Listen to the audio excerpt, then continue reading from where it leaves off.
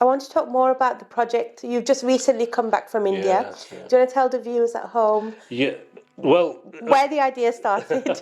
I know we can start. We can start anywhere in this journey, but where did the idea come from to go to India to fundraise first, yeah. go to India, and distribute the wheelchairs and the trike hand bikes to the Punjabi community there. Yeah, well, it's interesting. I've been disabled all my life, and I've been going to India. Like many of your viewers, I will go and do make a yearly trip to India, like many do, to go and see family and get some fresh air and taste real sabji. Oh yeah. We all miss that. So I go there. Now, I've been going every year, and then 2 years ago, my I went with my dad. My dad, sadly, he's passed away now, but he at that on that last journey that we took him on, he was in a wheelchair. And I saw life in a wheelchair in India from a different perspective. I thought, gosh, there's no ramps anywhere. There's nothing. There's nothing. And my mind started ticking as to there's nothing for disabled people over here whatsoever.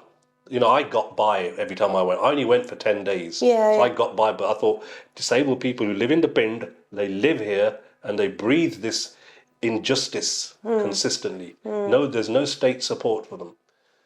And I got thinking, so a few months later, I came back and I raised a few £1,000s. There's a £2,000 or £3,000 because I said, well, I want to make some donation to some disabled people in poverty who can't afford a wheelchair, who can't afford a hand bike.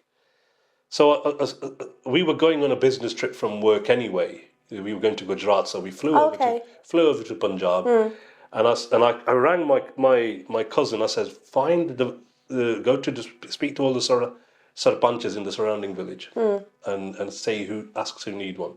And he got 12 people together. So we ordered 12 wheelchairs and hand bikes from Ludhiana. There's a manufacturer there, directly from them, and so we got it at almost cost price. And um, on one day we handed these wheelchairs out, and the people that were with me, they were in tears. They were so touched as to what we'd done, and we didn't realize that we were making such an impact. For what Yeah. I was just doing it because I thought, well, these guys need to get from A to B. Yeah, yeah. Let's find a way of helping them out in Yeah, the and day-to-day it was life. a necessity, wasn't it? It certainly You was. didn't realize how much I, I, it touched people's lives. and then when I It came back impact. to the UK, the following 6 months, my cousin kept ringing me. He goes, Baji, there's people. I'm getting phone calls from all the surrounding villages now saying, we've heard that Amajit Raju came and did this. What can you do for us? And I said, oh gosh, this is getting out of control. So I raised a few £100, maybe 1,000, £1,500, and I said, right, keep buying them some wheelchairs. Yeah. And he'd send me some videos of people receiving these wheelchairs and the difference it was making. And then I got thinking, and I thought, right, next time I go, I want to do something slightly bigger and better. So I spoke to even I set up a GoFundMe page here. Yeah. And I think I got around two and a half, maybe £3,000 on there. And I thought, okay, that's a fair amount. I can make a big difference with that. But then I got this anonymous donor who said, I want to give you, I can't give her name, but she said, I want to give you £5,000. Oh my goodness. And I thought, wow, this is such a blessing. So I got £5,000 from her, and then I had about just under £3,000 in total. For with £8,000, we were able to support. We bought 62 wheelchairs and hand bikes, and then all on top of that, there were a number of families where the poverty was so strife, but the little children needed orthopedic operations, things like clubfoot and that kind of stuff, and they couldn't afford it. So we just gave 20, 30,000 rupees here and there, and so in total we gave a fair amount of money, and I think we helped around about 80 individuals that day. Yeah, 80 individual people from 80 different 80 families different that families you've from all supported. around the Doaba district in Punjab, which was kind of amazing. They all came to my dad and my granddad's ancestral village, and they held an event on one day, and we gave all the wheelchairs out on that one day, and it was just the local media got involved. They were so, we were driving into the Pind, and I could see big posters on the walls with me on it, and I thought, oh gosh, gosh. this is a bit embarrassing. I wasn't it? But they apparently I'd become a little bit of a name over there for obviously, having done this the yeah. year before, which I wasn't too comfortable with. But at the end of the day, I thought, well, this is how they operate over there. They like to attach an individual to what's going on. So I say, if that's God's wish, then so be it. Yeah. As long as we're getting the message across, getting the work done, that's the main thing. Amazing. So we do have a little video clip to show you of Amo's latest trip from India. So we're going to show that to you guys now.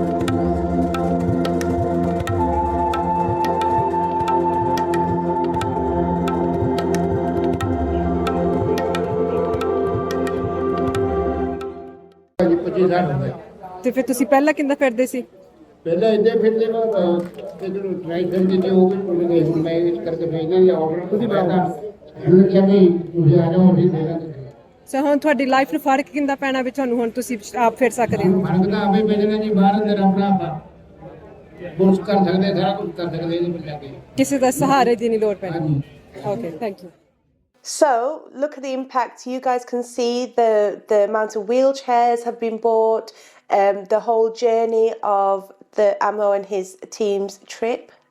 There was a guy in blue there, wasn't there? That's right, The yeah. one in the Bal Singh that I know we've discussed. Do you want to tell us a little bit more about the story? The chap you've seen in the blue T-shirt there, his name's Inderbal Singh. The only reason we gave out all these wheelchairs. I only remember his name. I couldn't remember everybody else's because his story hit me so much in that when we went last year, we gave him a wheelchair. Now, Inderpal's story is that he was poor. He had no money whatsoever. But to make his own living, he couldn't leave the house, but he was making his own achar at home, pickle. He was making achar at home and selling it to the surrounding houses, and the few rupees he was getting, that was getting him by. And then we gave him a wheelchair and he started selling it around the Pind. And then we gave him a hand bike. And he said that the impact of the hand bike, now it's a hand propelled cycle, so he's using it, he couldn't use his legs, but he's using his hands to get around the surrounding villages now. He goes, I've increased my business. He's now going to all the surrounding pins and selling his achar. And the thing is, when we went last year, Inderpal's just looking at him, you could see he was very, very down and depressed about life.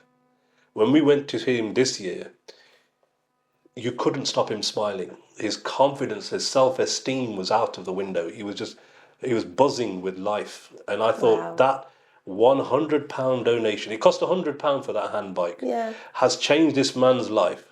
And he's now be able to provide for whoever is dependent on him. Yeah, and enhance his own life. He's suddenly feeling good about himself. Yeah. And this is the thing that we've been trying to say. My mission in this country has been, disability is caused by the environment and society more than it is the actual medical condition. And that's, the lack of opportunities that disabled people have over there. That's what it's about. I often think to myself, my grandfather, just like many of our viewers here, their grandfathers and fathers came here in the 50s and 60s and 70s. and they wanted a better life. Now, I often think that had my granddad not made that journey in 1963, as a disabled person, I would have been born in the Punjab with no opportunities. Yeah. Maybe that would have been my life. Inderpal's life would have been my life. I Yeah. don't know. It's all about the support and opportunities that we as the rest of society can provide for our Yeah. fellow human being. And that's And what I want to that's try to seva. do. That's seva at the Yeah. end of the day. It's Guru Nanak's mission. We want to try and, whatever we can do, you sometimes think, what can I do? I can't. I can't give much.